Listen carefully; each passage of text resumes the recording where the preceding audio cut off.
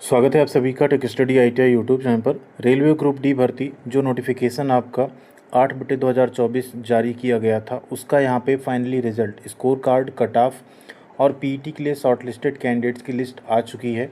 सिर्फ CCA candidate, PWD और ex-serviceman candidates की लिस्ट नहीं आई क्योंकि उनका पीईटी यहाँ पे नहीं होता है।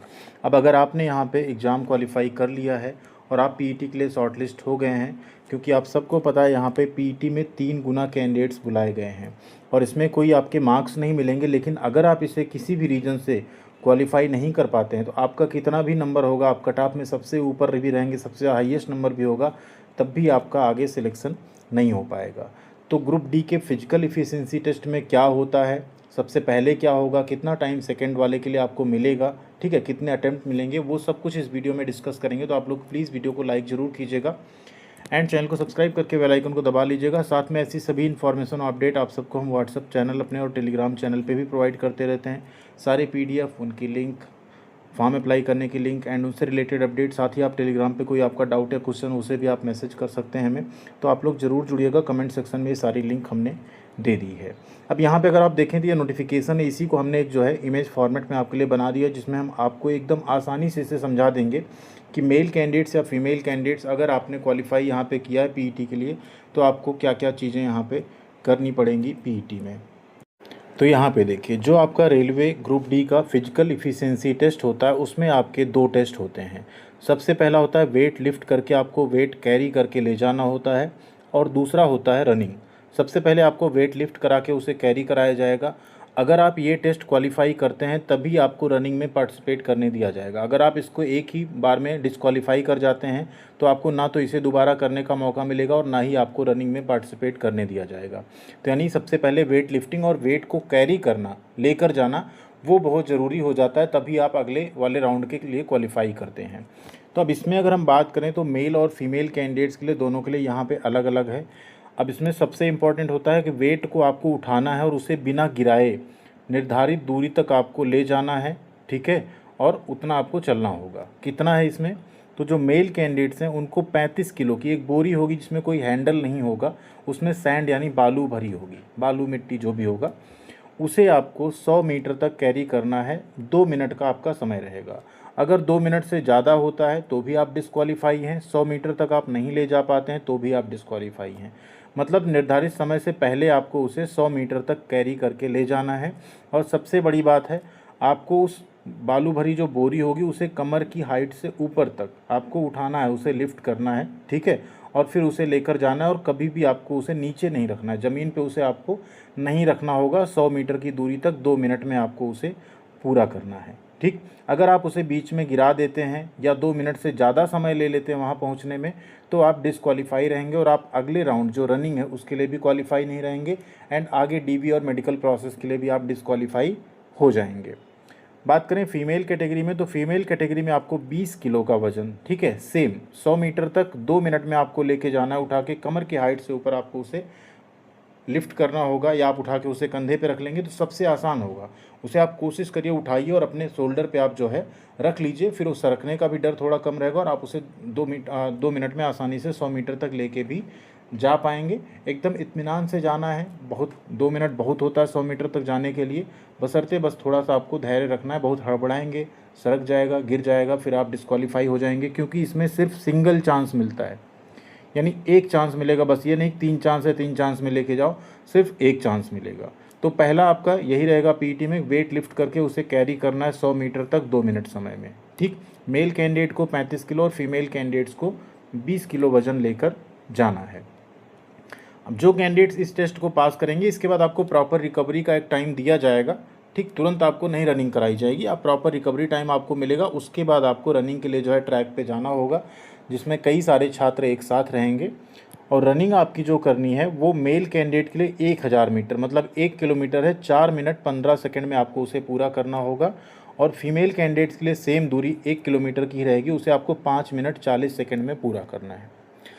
अगर आप निर्धारित दूरी, निर्धारित समय या इससे पहले पूरी करते हैं तो आप रनिंग भी क्वालिफाई माने जाएंगे। अगर आप 4 मिनट 15 सेकंड से 4 मिनट 16 या 17 सेकंड पे पूरी करते हैं तो फिर आप यहाँ पे डिस्क्वालीफाई हो जाएंगे और आप अगले राउंड यानी डॉक्यूमेंट वेरिफिकेशन के लिए क्वालिफाई नहीं कराए जाएंगे, ठीक।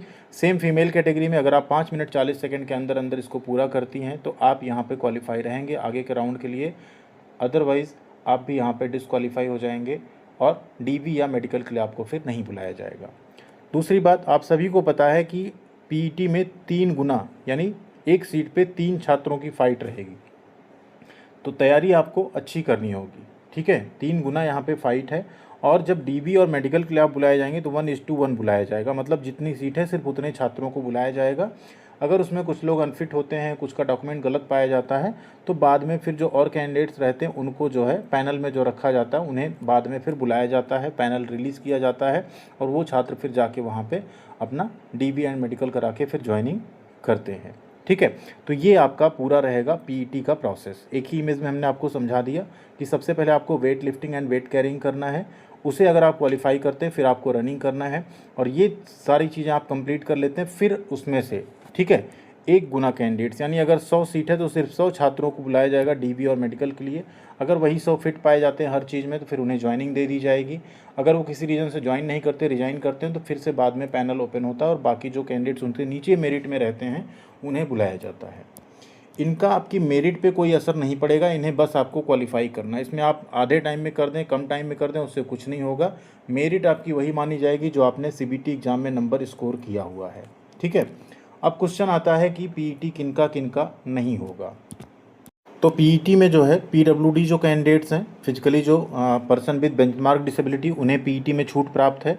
जिन्होंने रेलवे से अप्रेंटिसशिप की है उनको भी पीईटी में छूट प्राप्त है और जो एक्स सर्विसमैन होते हैं उन्हें भी यहाँ पे पीईटी में छूट प्राप्त की गई है। ठीक है, यानी आप लोगों का यहाँ पे डायरेक्ट जो है डीवी और मेडिकल के लिए आपको बुलाया जाएगा, आपको कोई भी फिजिकल एफिशिएंसी टेस्ट देने की ज़रूरत नहीं होगी। इसीलिए अभी इनका लिस्ट में इनका रोल नंबर या नाम भी नहीं आया, सिर्फ अभी स्कोर कार्ड जारी किया गया, उसमें भी सीसीएज में जो 1/3 का वेटेज जोड़ा जाता है अभी वो ऐड नहीं किया गया, वो ऐड ऑन करके बहुत जल्द आपका रिजल्ट जो है पब्लिश हो जाएगा। तो ये है, बाकी आप लोग कमेंट करके बताइएगा आपका ग्रुप डी में कितना नंबर है और आपका क्वालिफिकेशन वाली लिस्ट यानी जो पीईटी की लिस्ट है शॉर्ट लिस्टिंग की, उसमें आपका नाम है या नहीं है। ठीक है, ये रहेगा। जो प्रेग्नेंट यहाँ पे फीमेल्स रहेंगी उनको यहाँ पे पीईटी में अगर वो भाग नहीं ले रही हैं तो आप जो है बाद में आपको एक डेट बतानी होगी जब आपका पीईटी कराया जाए, उस टाइम पे आपको जो है पीईटी के लिए शामिल होने जाना पड़ेगा। उसके पहले तक आप अस्थायी रूप से अनफिट रहेंगी। ठीक, अगर ऐसी कोई प्रेग्नेंट लेडी हैं उस केस में। यहाँ देखिए लिखा है ना, वेट कैरिंग में आपको क्या मिलता है कि सबसे पहले आपको एक sand bag without any handle उठाना होगा, एक बेंच या प्लेटफॉर्म से, ऐसा भी नहीं ज़मीन से उठाना है, ये भी एक बड़ी अच्छी चीज़ है। ठीक है, एट अराउंड वेस्ट हाइट क्या होगा, एक बेंच या प्लेटफॉर्म आपके वेस्ट हाइट का होगा, उससे आपको उठाना है। अब आप उठा के उसे कंधे पे रख लें या आप उठा के हाथ से उसको ले जाएं, कैसे भी ले जाना। हाथ से ले जाने में रिस्क है कि वो सरक सकता है। ठीक है, आपको किसी भी तरीके से उसे ले जाना है अबव द ग्राउंड, मतलब ज़मीन में वो नहीं छूना चाहिए, और टिल द डेस्टिनेशन पॉइंट जो 100 मीटर वहाँ तक आपको ले जाना है विदाउट ड्रॉपिंग। अगर ड्रॉप करते हैं तो फिर आप यहाँ पे डिस्क्वालीफाई माने जाएंगे। एक्स सर्विसमैन को इसमें छूट प्राप्त है। ठीक है, बट रिटन टेस्ट यहाँ पे फिजिकल स्टैंडर्ड आपका रहता ही, वो सारी चीज़ें हैं। प्रेग्नेंट फीमेल कैंडिडेट को देना पड़ेगा, वो कब यहाँ पे अलाउ की जाती है पीईटी के लिए, उस हिसाब से उनको जाके फॉलो करना होगा। जो ट्रांसजेंडर कैंडिडेट हैं, ठीक है, उन्हें भी यहाँ पे पीईटी स्टैंडर्ड जो फीमेल कैंडिडेट वाला है वो एप्लीकेबल रहेगा ट्रांसजेंडर कैंडिडेट्स के लिए। ठीक, वो करना है। इसके बाद आपका डीवी होगा जिसमें 1:1 कैंडिडेट्स बुलाए जाएंगे। डीवी के बाद आपका यहाँ पे मेडिकल एंड बाकी जो प्रोसेस है वो कंप्लीट किया जाएगा। तो ये थी पूरी इन्फॉर्मेशन आपका रेलवे ग्रुप डी पीईटी का। होपफुली आपको सारी चीज़ें समझ आई होंगी।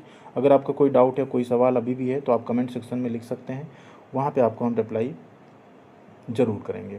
थैंक यू वेरी मच, ख्याल रखिएगा अपना। मिलते हैं अगली अपडेट के साथ अगले वीडियो में।